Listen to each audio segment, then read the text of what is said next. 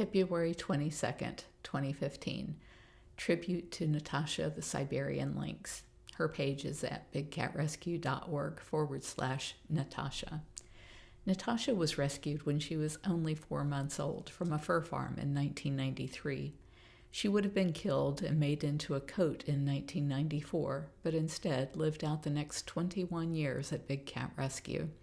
Here she was raised with Alexander, the hybrid lynx, and Willow, another Siberian lynx, who was also rescued from being slaughtered for her fur.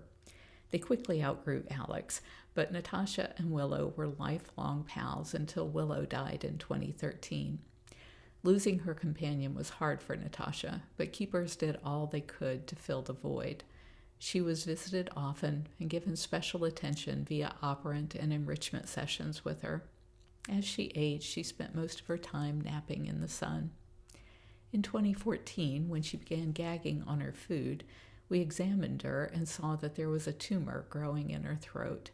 It was cancerous, so we called in an expert, Dr. Kane, who made house calls to inject the tumor with chemo. By coming to Natasha, he spared her the stress of riding to a clinic and reduced the handling time considerably for her. Natasha had 2 injections over the past couple of months, but was declining in health. All of her meals were being cut into bites the size of chickpeas and fed to her on a stick 2 or 3 times a day, but it was getting harder and harder for her to swallow. We called Dr. Kane again and told him that we were going to x-ray Natasha and take another look down her throat.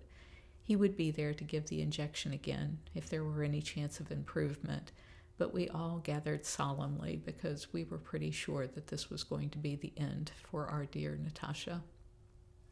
When Dr. Kane shined the light down her throat, he could see that the treatments were not working and that her laryngeal folds were decaying from the aggressive tumor.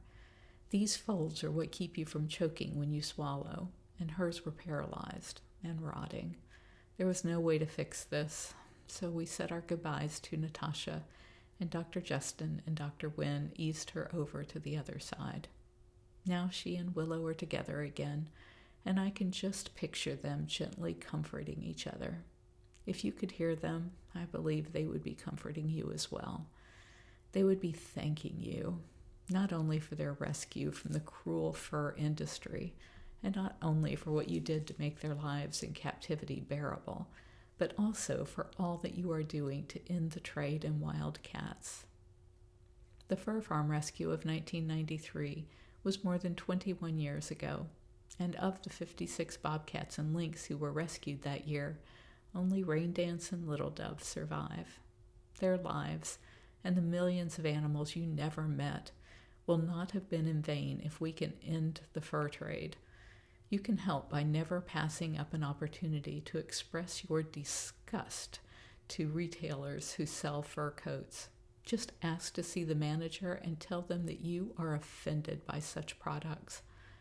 If enough of us reach beyond our comfort zone and politely speak up, we have the power to end the trade. This photo was in the 1990s, and we do not display photos of people touching cats after 2004.